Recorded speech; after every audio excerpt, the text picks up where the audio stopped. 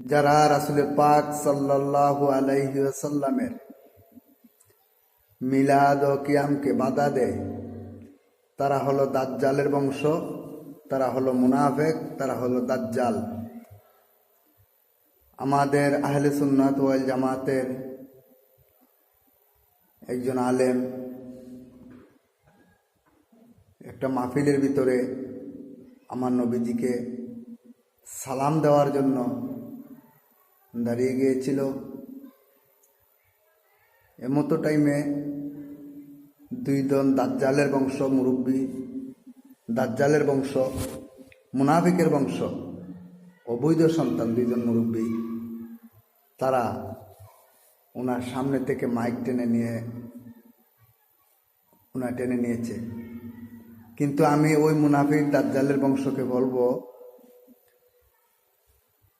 যে আল্লাহ রাসূল সাল্লাল্লাহু আলাইহি ওয়াসাল্লামের মিলাদ ও কিয়ামের বিরোধিতা যারা করে তারা কখনো মুসলমান না, তারা হলো মুনাফিক এবং দাজ্জাল, এবং কি তারা হলো কাফের চেয়েও খারাপ।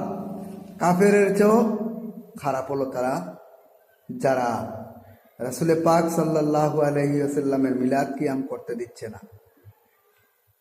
ভিডিওটা আমরা দেখলাম। ওই দাজ্জাল মুনাফিকের বংশরা এই বাংলার জমিনে থাকার কোনো অধিকার নাই।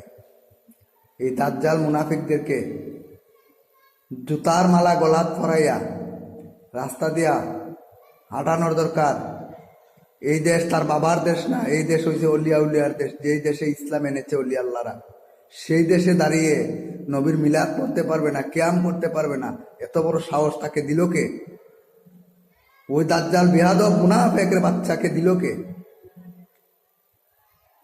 এই সাহস কে দিল? এই জানোয়ারের বাচ্চাকে। যারা রাসূল পাক সাল্লাল্লাহু আলাইহি ওয়াসাল্লামের শানে বিরোধিতা করবে, নবীর মিলাদ কিয়ামের বিরোধিতা করবে, আমরাও তাদের বিরোধিতা করব। কোনো মুনাফিকদের কথা আমরা শুনতে রাজি না, কোনো মুনাফিকদের কথা আমরা শুনতে রাজি না।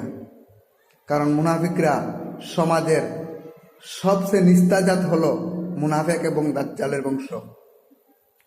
বড় বড় কথা বলে, আর রাসূল পাক সাল্লাল্লাহু আলাইহি ওয়াসাল্লামের মিলাদ কিয়াম করলে তাদেরকে বাধা দেয়।